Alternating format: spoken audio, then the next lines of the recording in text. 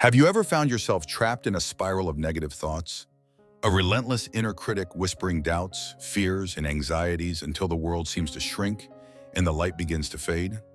You try to push them away, to argue with them, to distract yourself, but they cling to you like a shadow, draining your energy and stealing your peace. It's a silent battle fought within the confines of our own minds, a struggle that is universally human yet profoundly isolating. We are told to just be positive, as if it were a simple switch to flip. But we know it's not that easy. These thoughts can feel like invaders, hijacking our consciousness and dictating our emotional reality. They can paralyze us, preventing us from taking risks, from pursuing our goals, and from simply enjoying the present moment. But what if there was a way to not just fight these thoughts, but to disarm them? What if you could learn a method, an ancient and battle-tested routine, to systematically dismantle negativity and reclaim your inner tranquility? The Stoics, those masters of the human psyche from ancient Greece and Rome, understood this struggle better than anyone. They were not emotionless statues, but practical philosophers, emperors, senators, playwrights, and former slaves, who developed a robust operating system for the mind. They saw that the source of our turmoil was not the world outside of us, but the judgments we make about it. They engineered a set of mental tools designed to build an unshakable inner fortress, a citadel of the mind that could withstand any siege of negativity. This isn't about suppressing your thoughts or pretending that everything is fine. It's about developing a new relationship with your mind, one where you are the calm, rational commander, not the panicked soldier. It's about learning to observe your thoughts without being consumed by them, to question them without validating them, and to choose your response with wisdom and virtue. The routine we are about to explore is a distillation of Stoic wisdom, a practical four-step process you can begin implementing today. It requires no special equipment, only your willingness to turn your attention inward in practice. Think of it as mental hygiene, a daily exercise to strengthen your mind, just as you would strengthen your body. Each step builds upon the last, creating a powerful cascade that intercepts a negative thought at its inception and transforms its energy from destructive to constructive. This is the path to becoming the master of your mental domain, to finding a stable sense of well-being that does not depend on the ever-shifting sands of external circumstances. And if you stay with me until the end, I will share with you a valuable lesson that perfectly captures today's episode. The first and most immediate line of defense in the Stoic system is not passive observation, but active interception. Imagine the entrance to your mind as a gate to a great fortress. You are the gatekeeper, and it is your solemn duty to inspect everyone and everything that seeks entry. Not every traveler is a friend. Many are spies, saboteurs, and purveyors of panic. This is the practice of treating your thoughts as visitors who must present their credentials before being granted access to the citadel of your consciousness. This concept comes directly from Epictetus, who taught his students to challenge their first impressions with a formulaic response. When a disturbing thought or feeling first appears, you are to meet it at the gate and say, "You are just an impression and not at all what you appear to be." This is a crucial pause. It is a moment of mental friction that stops the automatic process of acceptance. You are not yet arguing with the thought or analyzing it.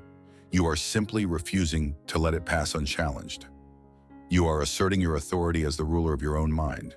The practical application is to separate the raw event from the story you immediately attach to it. The Stoics understood that an event itself is just a neutral piece of data, an impression. The negativity, the suffering, comes from the judgment we instantly add to it. Your task as the gatekeeper is to strip this judgment away and look at the bare impression itself. For example, the impression might be, "My boss walked past my desk without saying good morning." The automatic, uninspected thought that follows might be, "He's angry with me. I must have done something wrong. My job is in jeopardy." This second part is the visitor seeking entry. As the gatekeeper, you stop it. You say, "Hold. You are an impression and not what you appear to be." Then you strip it down. What actually happened? My boss walked past my desk. That is the fact. The rest is a story, a piece of fiction your mind created. By refusing to grant that story immediate entry, you prevent the entire cascade of anxiety and worry from ever beginning. Perhaps your boss was preoccupied, late for a meeting, or lost in a thought about a personal problem. The possibilities are endless, and most have nothing to do with you. The gatekeeper's job is to recognize that the initial negative story is just one possibility among many, and likely the least rational one. This is a more proactive stance than simply observing from a watchtower. You are on the front lines. You are challenging the thought's very right to exist in your mind. Marcus Aurelius practiced this constantly, reminding himself to strip things bare and see them for what they are. When you feel the sting of an insult, you stop it at the gate. The impression is, that person said certain words. The judgment is, I have been harmed. My reputation is damaged. As the gatekeeper, you accept the first part as fact and refuse the second part as a mere opinion. A potentially hostile visitor you will not entertain. This practice of active interception ensures that negativity is stopped at the source, before it can ever take root and poison the well of your inner peace. It is the foundational act of mental sovereignty. Once you have halted the impression at the gate and stripped it of its immediate emotional judgment, you can employ the second powerful technique, radically shifting your perspective. This is a profound imaginative exercise favored by Marcus Aurelius, often called catoscope or the view from above. It is the practice of mentally zooming out from your immediate situation to see it within the vastest possible context, the context of the entire world, of all human history, and of the infinite cosmos itself. When you are gripped by a negative thought, a worry about money, anger over a betrayal, anxiety about a future event, it can feel like the most important thing in the universe. Your world shrinks to the size of that single problem. The view from above is the antidote to this mental myopia. You begin by imagining yourself floating up out of your body, looking down at the room you are in. Then you continue to rise, seeing your building, your neighborhood, your city. You keep ascending, seeing your country as a patch on the globe, then the earth itself as a beautiful, silent sphere hanging in the blackness of space. From this vantage point, where is your problem? Where is the person who angered you? Where is the meeting you are dreading? They have vanished, shrunk to a scale of utter insignificance. But you don't stop there. You now zoom out not just in space, but in time. Think of the 100 billion humans who have lived and died before you. Think of their worries, their fears, their desperate struggles. Think of the rise and fall of empires, of mountains being born and eroding into dust. Think of the immense silent stretch of time before you were born, and the endless expanse of time that will follow after you are gone. As Marcus Aurelius wrote to himself, think of the whole of substance, of which you are a very small part, and of the whole of time, in which a brief and fleeting moment has been assigned to you, and of fate, and how small a part of it you are. From this cosmic perspective, what becomes of your negative thought? The perceived catastrophe of a missed deadline, the sting of a critical comment, the fear of failure, they are revealed to be what they are, fleeting disturbances on a tiny speck of dust, lasting for but a moment in the grand sweep of eternity. This is not meant to make you feel nihilistic or to suggest that your life doesn't matter. On the contrary, it is meant to liberate you. It frees you from the tyranny of the trivial. It allows you to distinguish between a genuine, life-altering crisis and a temporary problem that your mind has inflated into a monster.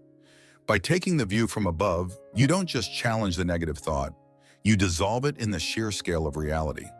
It's a dose of cosmic perspective that realigns your priorities and restores a sense of calm and proportion. Having halted the thought at the gate and dissolved its importance with a view of the cosmos, you now arrive at the third and most creative step, reframe and replace. This is the work of a mental alchemist, transforming the lead of a negative, unhelpful thought into the gold of a rational, virtuous, and productive one. This is not about lying to yourself or engaging in what is often called toxic positivity. You are not meant to take the thought, I am struggling with this difficult project, and replace it with, everything is perfect and easy. The Stoics were realists, not fantasists. The goal is to find a perspective that is not only more positive, but also more true and more useful. After you have interrogated a thought like, I'm going to fail this exam, I'm just not smart enough, and recognized its flaws, you need to consciously formulate a replacement. A Stoic reframe might sound like this. This exam is challenging, and the outcome is not entirely in my control. However, my effort and my preparation are. I will focus on studying diligently and doing my best. My worth is not defined by a single grade, but by my character and my commitment to learning. I will face this challenge with courage and persistence. Notice the difference. The new thought acknowledges the reality of the challenge. It correctly applies the dichotomy of control, focusing on personal action rather than the uncertain outcome, and it connects the situation to higher virtues, courage, persistence, and the pursuit of knowledge. This is a thought that empowers, rather than diminishes. It is a call to action, not a declaration of defeat. One of the most powerful reframing tools in the Stoic arsenal is the concept of memento mori. Remember, you must die. This may sound morbid, but for the Stoics, it was the ultimate tool for perspective. When you are consumed by a negative thought about a minor social embarrassment or a frustrating delay in traffic, you can introduce the reframe, "In the light of my own mortality, how much does this truly matter?" The thought of our limited time on this earth has a remarkable ability to incinerate petty anxieties. It forces us to distinguish between trivial annoyances and what is genuinely important. It encourages us to not waste a single moment of our precious lives in the grip of pointless negativity. Seneca, a great Stoic writer and advisor to the Emperor Nero, famously said, "We suffer more often in imagination than in reality." Our negative thoughts are often catastrophic fantasies about the future. We play out worst-case scenarios in our minds over and over again. The reframe here is to bring yourself back to the present moment. You can ask, what is actually happening right now? Not in my imagined future, but in this very second? Right now, you are likely safe. You are breathing. You are here. The imagined catastrophe has not occurred. By grounding yourself in the reality of the present, you rob the future-oriented anxiety of its fuel. This practice of reframing and replacing is an active, creative process. It is you, as the ruling faculty of your mind, consciously choosing the thoughts you will cultivate. Just as a gardener pulls weeds and plants flowers, you must pull the weeds of irrational negativity and plant the seeds of rational, virtuous, and resilient thoughts. Over time, the garden of your mind will begin to flourish. The final step in our routine is action and engagement. Stoicism is not a passive philosophy of contemplation. It is a practical guide to living a good life. After you have observed, questioned, and reframed a negative thought, the last vestige of its power can be extinguished by taking virtuous action. Dwelling on the thought, even the new, reframed one, can lead to a state of analysis paralysis. The ultimate antidote to the poison of negativity is to move your body and engage with the world in a purposeful way. Zeno of Citium, the founder of Stoicism, taught that the goal of life was to live in agreement with nature, which for humans meant living in accordance with reason and virtue. When you are stuck in a negative mental loop, the most effective way to break it is to ask yourself a simple question. What is the most virtuous and productive thing I can do right now? The answer doesn't have to be monumental. It can be as simple as getting up to wash the dishes, going for a walk in nature, sending an encouraging email to a friend, or tackling a small task you've been procrastinating on. The act of engaging in purposeful activity does two things. First, it shifts your focus. It is very difficult to ruminate on your perceived inadequacies when you are fully absorbed in a task, especially one that is physical or serves others. Your mental energy is redirected from the internal, chaotic world of your thoughts to the external, ordered world of your actions. The negative thought, starved of the oxygen of your attention, begins to wither and fade. Second, taking action provides evidence against the negative thought. If the thought is, "I am lazy and unproductive," then completing a task, no matter how small, is a direct contradiction. It is a vote for a new identity. Each virtuous action you take is a brick you lay in the foundation of a stronger, more resilient self. You are not just thinking your way out of negativity, you are acting your way out. Marcus Aurelius began his days by reminding himself of his purpose. He wrote, "At dawn, when you have trouble getting out of bed, tell yourself, 'I have to go to work as a human being.' What do I have to complain of if I'm going to do what I was born for? The things I was brought into the world to do? Or is this what I was created for? to huddle under the blankets and stay warm. When negative thoughts like lethargy or purposelessness crept in, his response was immediate action aligned with his duty and purpose. So when you have worked through the first 3 steps, don't linger. Get up and move. Do something that is within your control, that is useful, and that aligns with the kind of person you want to be. This is the final decisive blow to the negative thought. You are demonstrating through your actions that you are in command and that your life will be defined not by the fleeting shadows in your mind, but by the concrete reality of your virtuous deeds. This 4-step routine, intercept, zoom out, reframe, act, is your practical guide to Stoic mind mastery. It is a lifelong practice, a path to transforming your inner world and, by extension, your experience of life itself. Now, before you go, let me tell you a story that reveals the true weight of the thoughts we carry. A wise woman was teaching a group of students. She walked around the room holding a glass of water. Finally, she stopped and asked, "How heavy is this glass of water I'm holding?" The students shouted out various answers. She replied, "The absolute weight doesn't matter. It depends on how long I hold it. If I hold it for a minute, it's light. If I hold it for an hour, my arm will ache. If I hold it for a day, my arm will feel paralyzed."